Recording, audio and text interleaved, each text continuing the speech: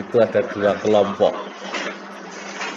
Kelompok yang pertama adalah kelompok korelasi. Kelompok yang kedua adalah kelompok regresi. Korelasi itu ada tiga, yaitu korelasi tunggal, korelasi ganda, dan korelasi parsial. Kemudian regresi itu ada dua, yaitu ada regresi linier, ada regresi non-linier. Nah, S1 hanya mendapatkan mata kuliah regresi linier, ada dua, yaitu linier tunggal dan linier ganda. Saya ingatkan kembali bahwa untuk analisis korelasi itu hanya bisa dipakai untuk melihat besar hubungan atau besar korelasi. Tidak bisa untuk menghitung berapa besar pengaruh. Jadi misalkan ada rumusan masalah berapa besar pengaruh variabel X terhadap variabel Y, maka itu tidak bisa diselesaikan dengan korelasi. Kalau rumusan masalahnya adalah berapa besar korelasi atau berapa besar hubungan antara variabel X dan variabel Y, baru itu bisa diselesaikan dengan korelasi. Tetapi kalau berapa besar pengaruh variabel X terhadap Y, maka alat untuk menyelesaikan, menjawab rumusan masalah itu adalah regresi. Jadi jelas bedanya kapan kita menggunakan korelasi dan kapan kita menggunakan regresi. Nah, yang korelasi kemarin minggu lalu sudah, baik dari korelasi ganda, korelasi tunggal, maupun korelasi parsial. Nah, hari ini mungkin materi itu tidak terlalu banyak, ya, adalah materi tentang regresi. Tadi sudah katakan bahwa regresi itu adalah alat untuk menjawab berapa besar pengaruh variabel X terhadap variabel Y.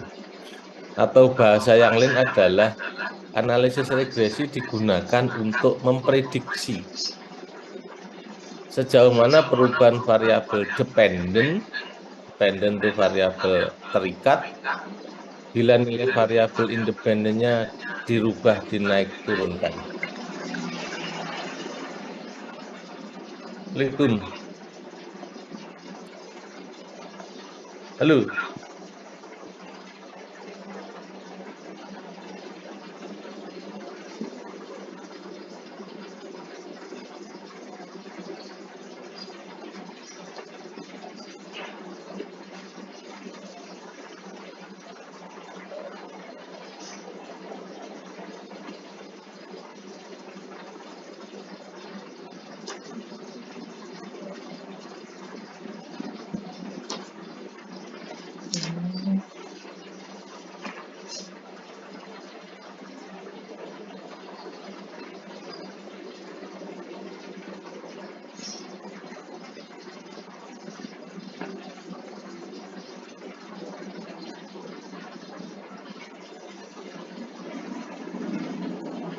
Nanti pakai software apa enggak ya?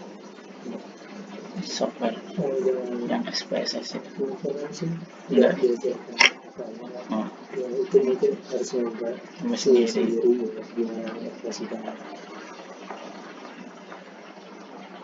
Karena kalau mengajar materi iya. Kemarin kan waktu Pak Wahyu itu kan dijelasin yang rencana kerja, rencana perkuliahan. Dari ada bahas itu SPSS itu. ya itu biar cepat itu ada kegiatannya. Nah, Oke, mohon maaf. Saya lanjutkan. Dia ada analisis regresi itu adalah analisis yang dipakai untuk memprediksi seberapa jauh perubahan variabel Y, dependen untuk variabel Y, bila variabel X-nya itu berubah, bisa naik, bisa turun, gitu ya. Atau tadi bahasanya adalah berapa besar pengaruh variabel X terhadap variabel Y. Nah, pengaruh itulah yang kemudian memberikan perubahan kepada variabel dependennya. Ya, bahasanya sama saja, ya. Nah, tadi saya katakan bahwa regresi itu ada dua, linear terutama kita hanya belajar yang linear, yaitu regresi linear sederhana dan regresi linear ganda. Tapi biasanya bahasa linear ganda itu jarang dipakai linearnya. Bahasa yang umum adalah regresi ganda. Jadi nanti kalau ada orang punya regresi ganda itu maksudnya adalah linear ganda.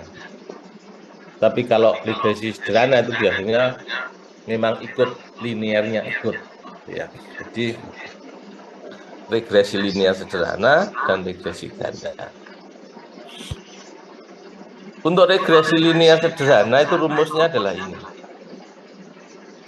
Rumus umumnya adalah ini.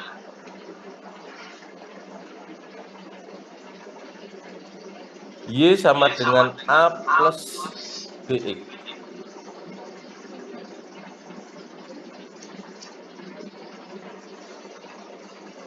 Di mana Y itu adalah subjek dalam variabel dependen, artinya variabel dependennya, variabel pengikatnya, gitu ya. Kemudian A adalah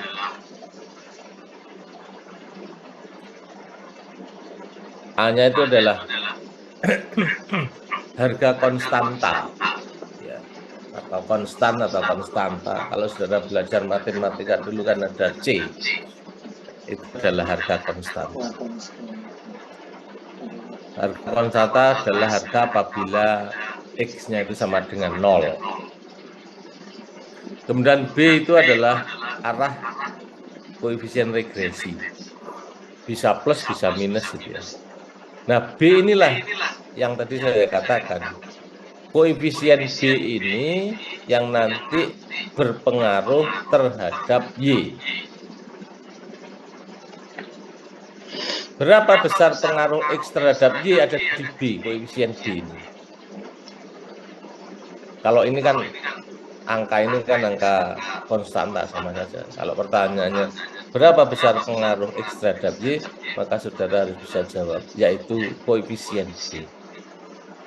Di sini dikatakan bahwa angka arah atau koefisien regresi yang menunjukkan angka peningkatan atau penurunan variabel dependen yang didasarkan pada perubahan variabel independen. Bila plus arah garis naik, bila min arah garis turun, ya sama saja. Ya. Maka besar pengaruh X terhadap Y diterjemahkan dengan koefisien B. Kemudian Y adalah subjek pada variabel yang mempunyai nilai tertentu X, variabel X ini. Ya, variabel X. Ini adalah untuk linear sederhana atau linear tunggal. Kemarin sudah saya sampaikan kalau korelasi tunggal itu X-nya 1, Y-nya 1 sama. Regresi tunggal atau regresi sederhana itu ya X-nya 1, Y-nya 1. Nah, untuk mencari koefisien A dan B ini, agar bisa menjadi sebuah persamaan matematika atau persamaan regresi, maka kita harus mencari A-nya berapa, B-nya berapa. Ada dua cara untuk mencari A dan B. Ini cara yang pertama. Yang pertama tentu A sama dengan Y min BX. Kita harus cari B-nya dulu. B sama dengan R, ya, R dikalikan SY per SX. R itu adalah koefisien korelasi produk momen. Sehingga bagaimanapun juga regresi itu, saudara harus bisa menghitung koefisien korelasinya. Minggu lalu kita sudah belajar bagaimana cara menghitung koefisien korelasi. Nah, R ini adalah koefisien korelasi. Y adalah simpangan baku variabel Y, SX adalah simpangan baku variabel X. Sekali lagi bahwa sampai regresi ini tetap saudara harus bisa menghitung simpangan baku. ini adalah koefisien korelasi yang minggu lalu sudah dibahas. Nah, kalau sudah ketemu maka B akan ketemu. Maka J akan ketemu, maka dicari YX-nya itu adalah rata-ratanya, maka akan ketemu. Itu cara yang pertama. Berarti cara yang pertama ini harus mencari koefisien korelasi, mencari simpangan baku X, simpangan baku Y, dan rata-rata Y dan rata-rata X. Ya, sekali lagi kita akan bicara bagaimana menghitung rata-rata, bagaimana menghitung simpangan baku, dan bagaimana menghitung korelasi. Dan sering saya katakan bahwa statistik adalah ilmu yang berurutan ya.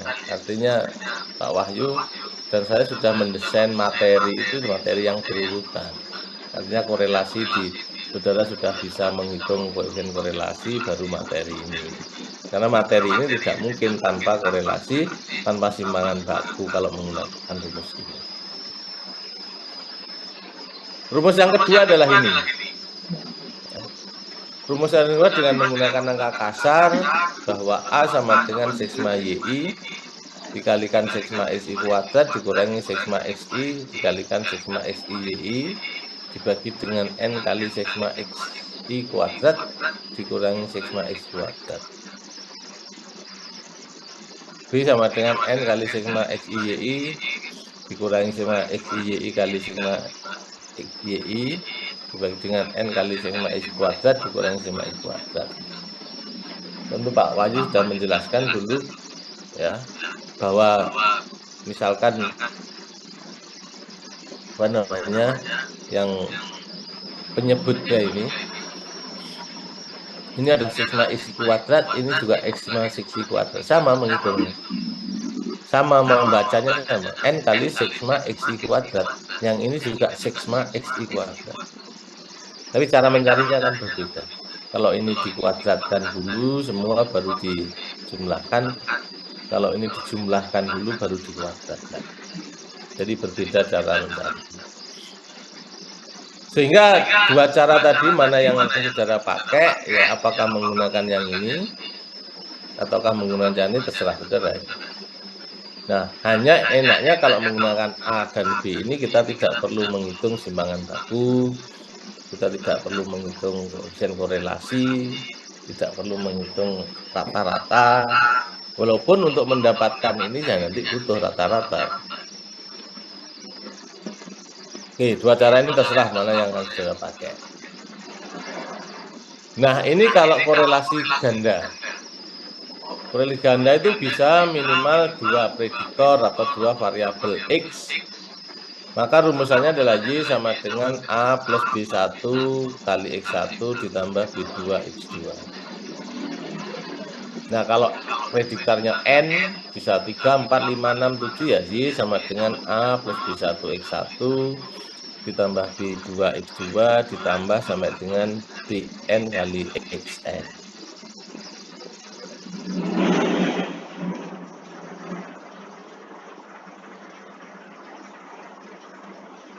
Untuk regresi ganda, ya kalau regresi tunggal ini masih memungkinkan kita menggunakan manual ya. Hitung itu masih memungkinkan. Karena memang persamaannya hanya 1 atau 2.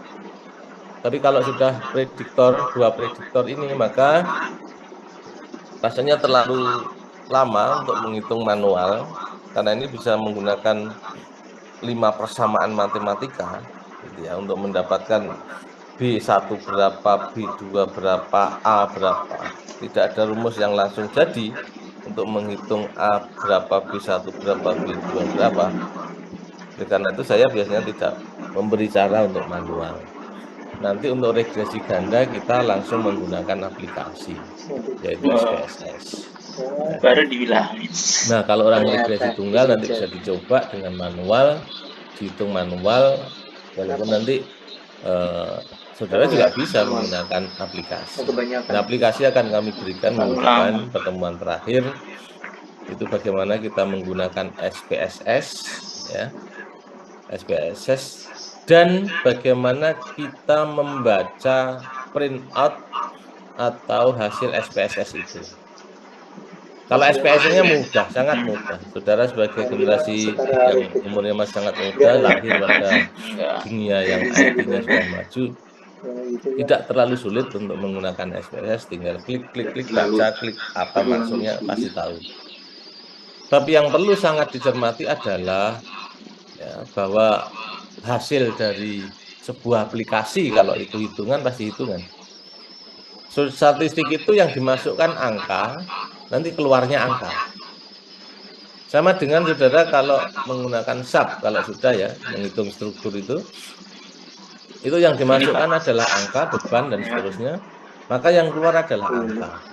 Statistik juga begitu, yang dientrikan adalah angka, nanti yang keluar adalah angka.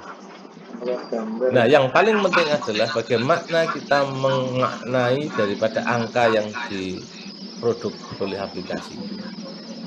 Nah, itu kan akan saya berikan bagaimana kita mengaplikasikan SPSS ya sebagai dasar itu, kemudian bagaimana kita memaknai printout atau hasil dari aplikasi itu. Oke, sekali lagi bahwa regresi tunggal kita akan coba hitung manual, tapi kalau regresi ganda kita tidak akan hitung manual. Contoh sekarang.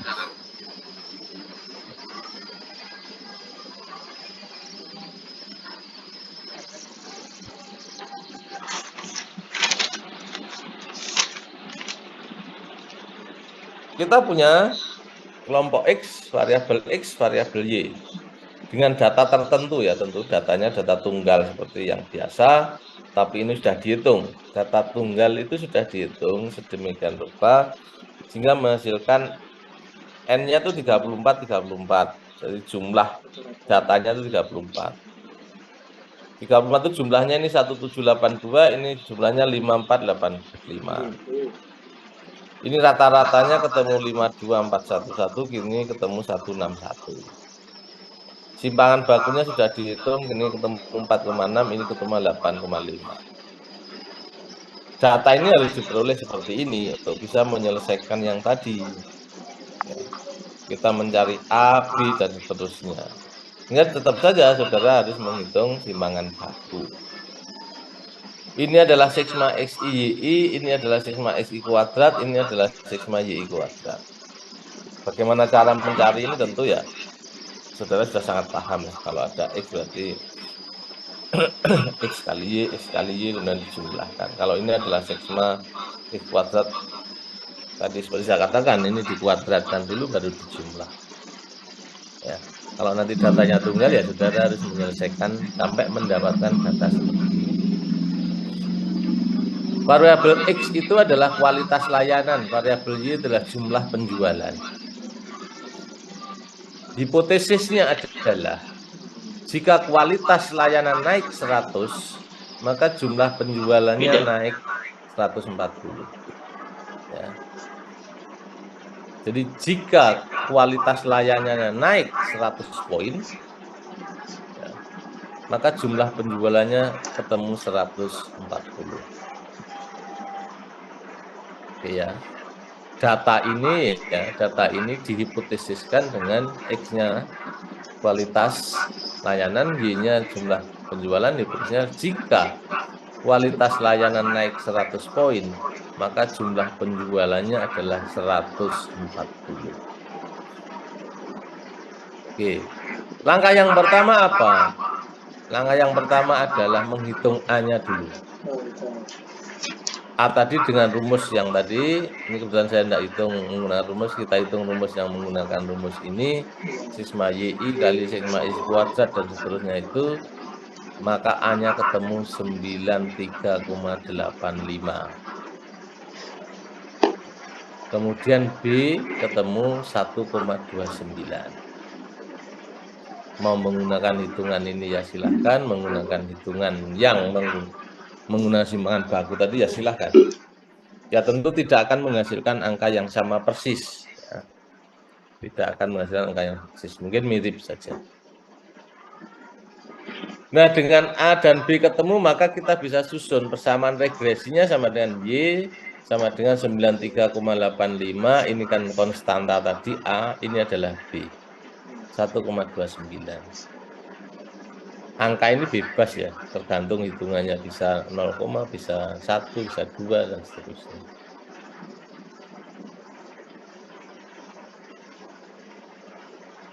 Apa makna daripada Y sama dengan 93,851,29 itu? Ya, maknanya apabila X-nya itu naik 1, apabila X-nya itu naik 1, maka Y-nya akan naik 1,29. Ya, jadi apabila X-nya naik 1, maka Y-nya akan naik sebesar 1,29. Begitu sebaliknya, kalau X-nya turun 1, ya, minus 1, maka Y-nya juga akan turun 1,29. Nah, jika X-nya sama dengan 64, maka Y-nya ketemu 176,41. Itu kalau diwujudkan dalam persamaan matematika seperti ini, gitu ya, maka Dari garis mana? inilah yang disebut. Nampak. Ya. Kalau saudara dulu regresi itu, kalau saudara dasarnya, kalau saudara belajar matematika itu adalah gradien. Kalau masih ingat, ya di SMP atau SMA itu ada gradien. Sehingga garis ini adalah merupakan persamaan dari Y sama dengan 93,85 ditambah 1,29 X. Tadi kita hitung jika X-nya 64, Y-nya ketemu 1,76, maka akan ketemu garis ini. Maka garis ini yang disebut dengan hasil dari persamaan regresi. Nah, langkah berikutnya apa? Setelah ketemu persamaan, yang paling utama regresi itu kita temu persamaannya ini dulu. Ya, persamaan dulu. Kemudian, nah kita harus menguji, sama juga kita harus menguji. Ya, menguji hipotesis. Hipotesisnya apa? Tadi dikatakan kan di depan sini. Misalnya nilai kualitas. Nah, jika kualitas layanan naik 100, maka jumlah penjualannya 140. Berarti naiknya berapa ini? 1,4. Ya, ini dibagi ini kan 1,4. Maka hipotesisnya menjadi H0 mu sama dengan 1,4. H1 mu tidak sama dengan 1,4. DK-nya adalah N-2. Ya.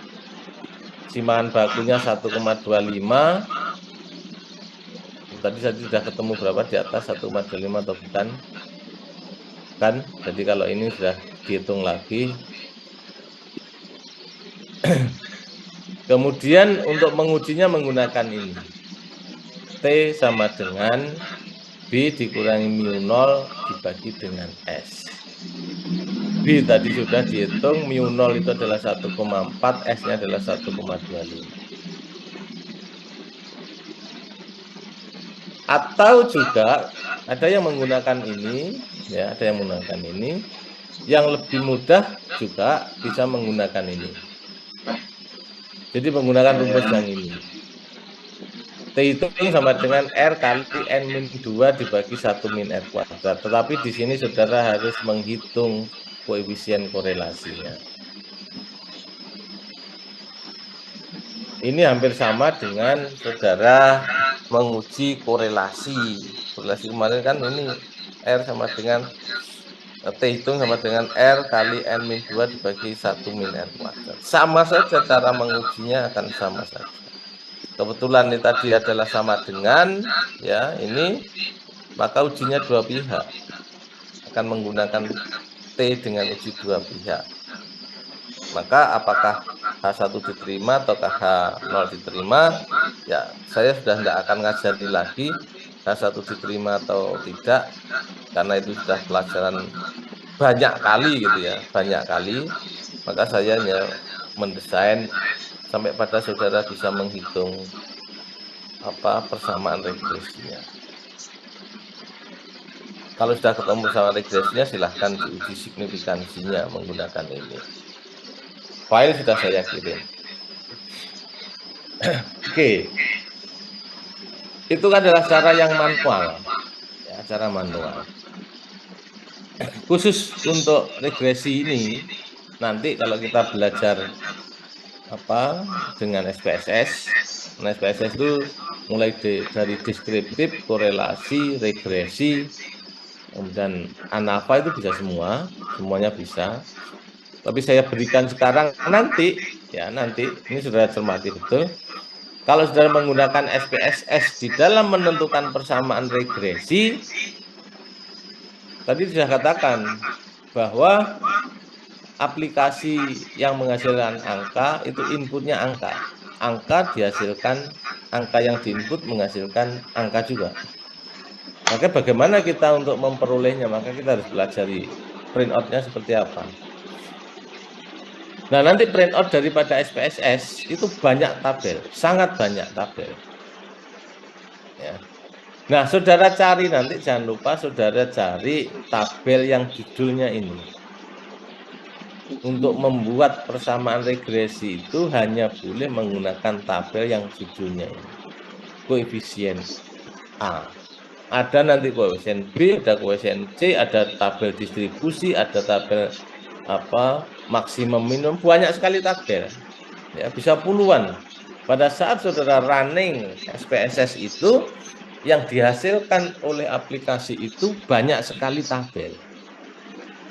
Maka untuk menyusun regresi, saudara cari tabel yang ini, namanya koefisien A. Itu yang pertama. Ya. Dan A.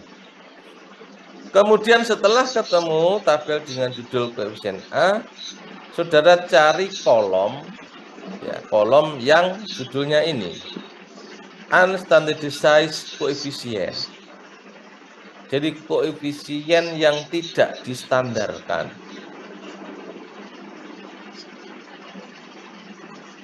Kemudian saudara cari kolom lagi yang namanya judul kolomnya adalah B.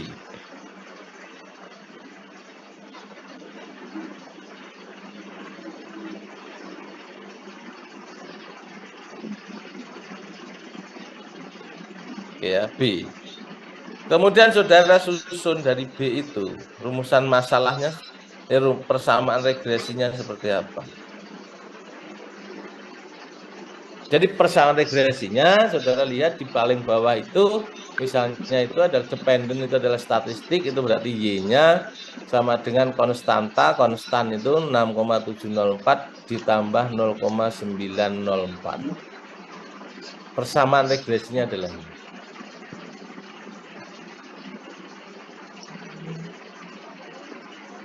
Y sama dengan 6074 konstanta ditambah koefisiennya 0,904X.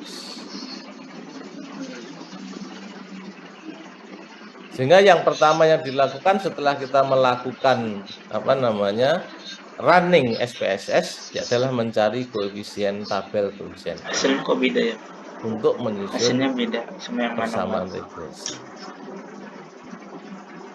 Ingat ya, saudara Dava, apa yang dicari duluan setelah kita running untuk menyusun persamaan regresi?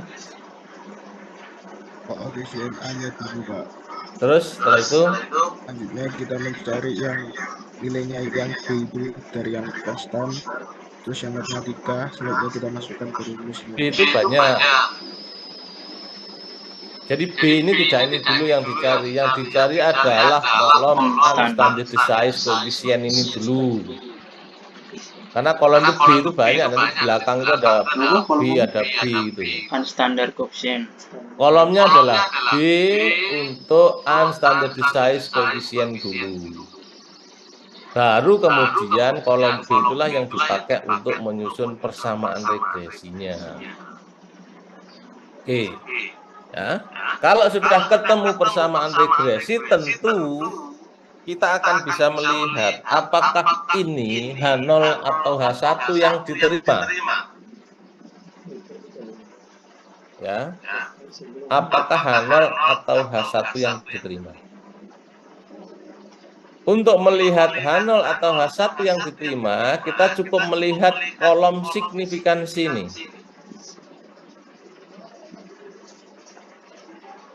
Yang mana yang dilihat? Yang dilihat adalah kolom signifikansi baris yang terakhir, yang matematika. Jadi matematika itu dilihat. Karena ini hanya satu, konstantanya tidak usah dilihat. Matematika, ya. Ini adalah variabel X-nya 0,01, 0,01. Kalau ini adalah T hitungnya. Kalau saudara mau membandingkan T hitung dengan T tabel, ya silahkan. Ya silahkan, tapi saudara harus mencari T tabel dulu kalau ini adalah T hitung. Tetapi SPSS sudah memberikan hasil akhir, tidak perlu membandingkan T hitung ini dengan T tabel, yaitu menggunakan kolom signifikansi. Diambil untuk regresi tunggal, diambil baris yang terakhir, yang lurus dengan variabel bebasnya. Ini kan variabelnya matematika. Ini ketemu 0,001. Ketentuannya adalah apabila nilai signifikansi ini kurang dari 0,05, ya, saya ulangi. Jika nilai signifikansi itu kurang dari 0,05, maka hipotesisnya diterima.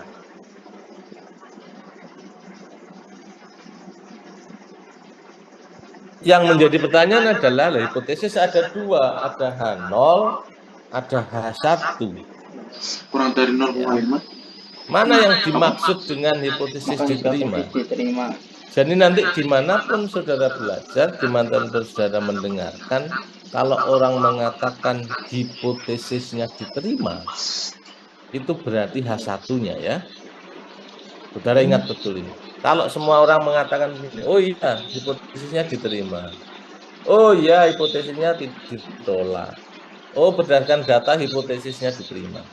Kalau orang tidak mengatakan itu H0 atau H1, hanya mengatakan hipotesis, itu yang dimaksud adalah H1. Ya.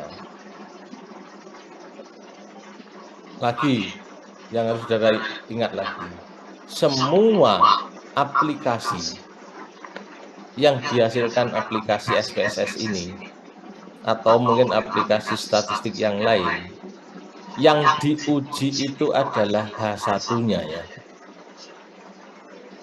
Jadi kalau ini saya katakan tadi, kalau nilai signifikansinya ini kurang dari 0,05, artinya 5%, itu berarti hipotesisnya diterima. Artinya H1-nya yang diterima.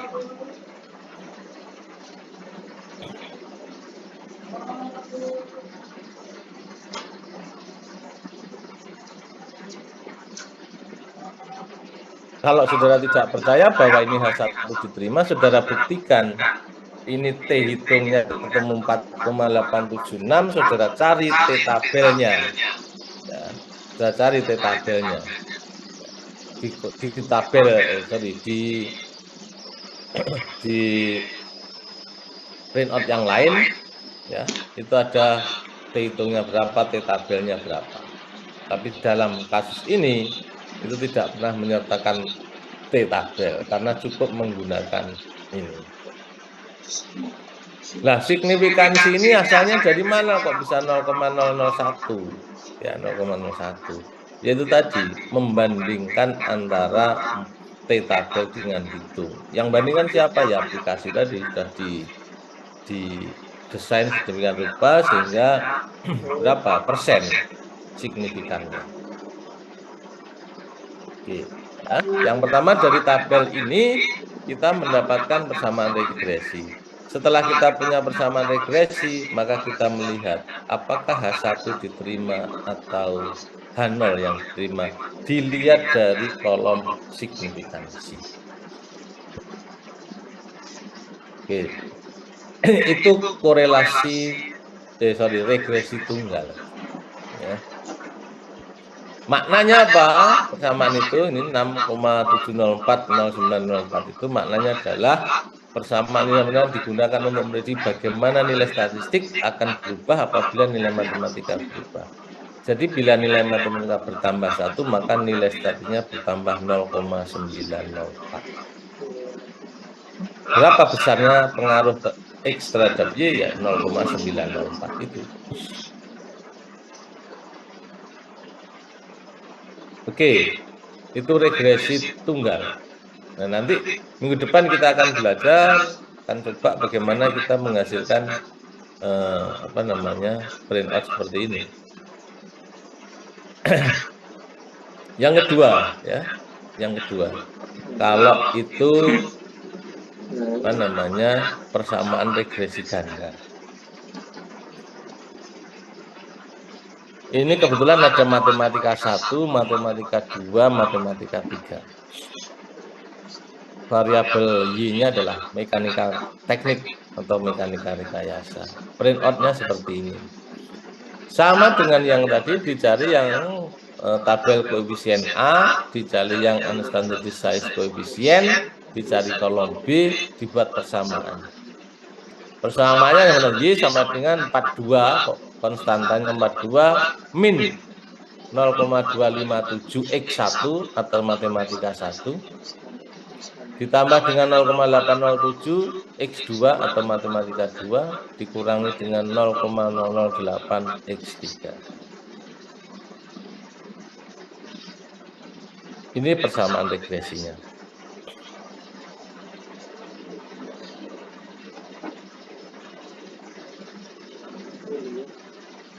Nah, nanti signifikansinya ini saya tampilkan T saja. Maka signifikansinya bagaimana? Tadi kan saya ajari di sini, yang pertama tadi itu dilihat dengan matematika itu ini.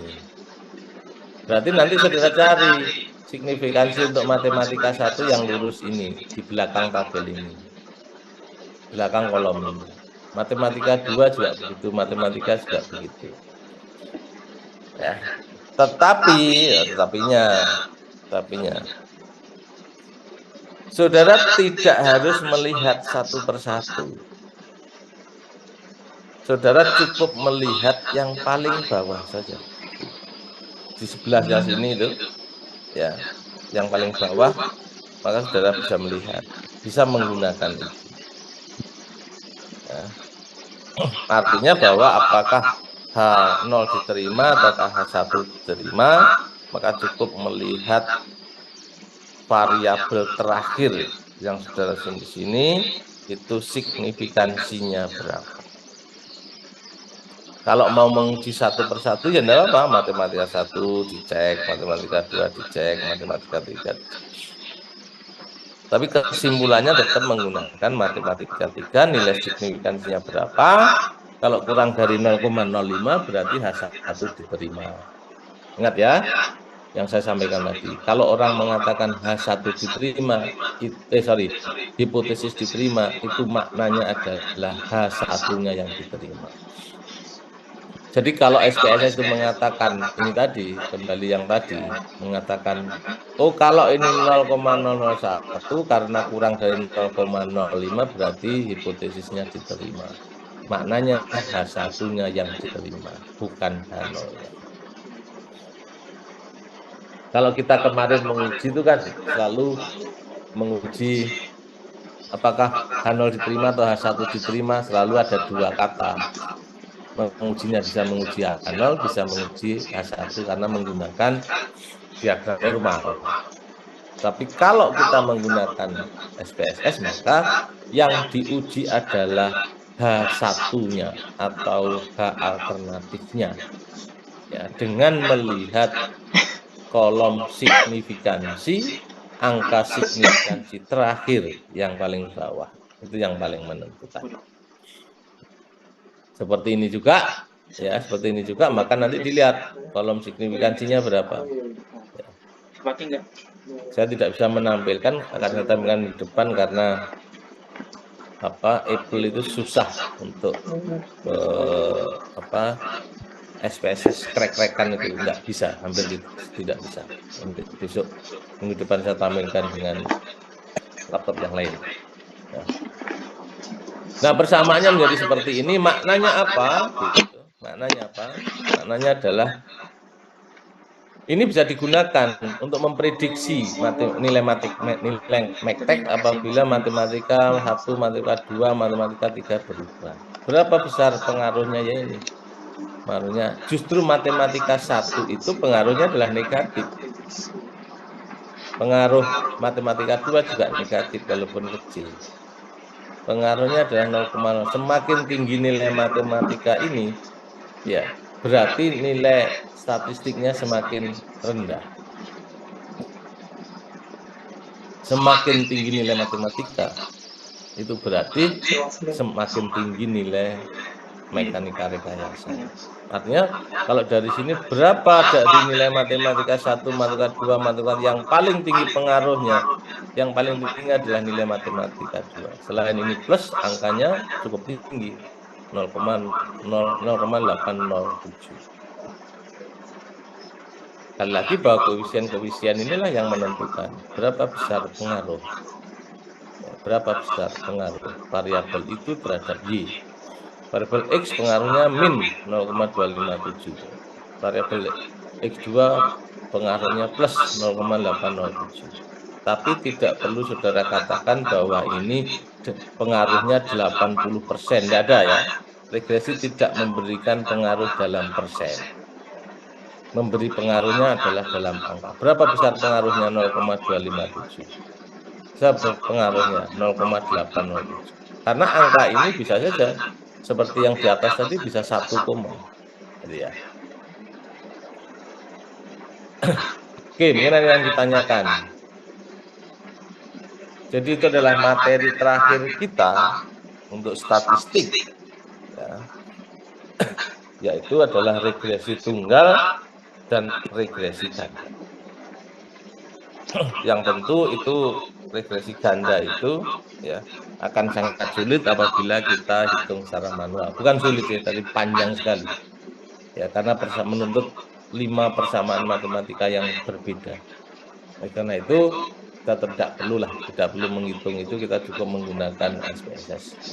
Silahkan saudara kalau sudah bisa diinstal itu SPSS, ya. Mau di-install enggak, terserah, nanti minggu depan akan saya tampilkan bagaimana cara menggunakan, mengaplikasikan, menghitung, mengoperasionalkan, merunning SPSS. SPSS itu dari SPSS PC Plus. SPSS PC Plus itu masih disket 2 ya. Belum ada hard disk, belum ada, sampai dengan sekarang adalah terakhir kalau tidak salah SPSS 25 atau 26. Oke, ada yang ditanyakan? Silahkan, Mbak Nadia. Pak, izin bertanya untuk yang nilai X sama dengan 64 itu, untuk contoh linear yang tunggal, itu nilai 64 itu dari kita sendiri atau udah ketentuan atau bagaimana, Pak? 64 itu ya sembarang saja, Mbak. Saudara mau membuat nilai berapa saja terserah. Ini mau membuat, kelihatan ya, mau membuat ini 35, mau membuat 10, terserah saudara. Kebetulan saja saya membuat 64 gitu ya. Saudara mau membuat ini 30, ini menjadi berapa gitu ya. Ya, sama saja. Itu nanti akan hasilnya akan Y-nya kan dari perhitungan yang sama. Hasilnya akan pada garis ini juga. Gitu ya. Jadi misalnya itu kan X-nya kalau sama dengan 0 kan ketemu di sini Y-nya. Nanti kalau X-nya mau 50, ya paling di sini nih sekitar Y-nya sekitar 130-an lah. Jadi saya menggunakan 64 tadi hanya pengen mendapatkan titik sini dan titik sini dan titik sini gitu ya. Sehingga saya bisa membuat garis ini. Paham ya maksudnya ya? Kita kan sudah, kalau X-nya 0 kan Y-nya kan 93,85 kan di sini, kalau X-nya 0. Tapi kalau X-nya mau saya buat 64, Y-nya ketemu sini. Nah, sekarang kalau X-nya 30 misalkan, ya tinggal saja 30 kali ini berapa ditambah ini, gitu, maka akan ketemu berapa Y-nya. Pasti akan berada pada garis ini. Nah, saudara enggak pengen 64, 50 ya enggak apa-apa. Ya tinggal 50 kali 1,28 ditambah 93,85 ketemu berapa? Ya, tarik aja di sini. Pasti akan berada di garis ini juga. Paham maksudnya ya? Ya. Ya, paham Pak. Terima kasih. Jadi bukan hanya sih. Artinya itu kita pakai, kita ambil satu angka agar kita bisa membuat garis persamaan dari matematika tadi. Mau 50 X-nya, mau 20, mau 30, mau 100, enggak apa-apa. Itu kan akan menghasilkan satu garis yang sama. Ya, bukan kemudian harus 64 tidak. Sembarang saja. Ya, tapi pasti akan menghasilkan satu garis persamaan yang sama tadi. Oke, ada lagi. Iya Mas Hafiz. Kalau dalamnya nggak boleh sembarang. Kalau Nah, Monggo. tugas terakhir saudara waduh, adalah mencari contoh. Ya, mencari contoh.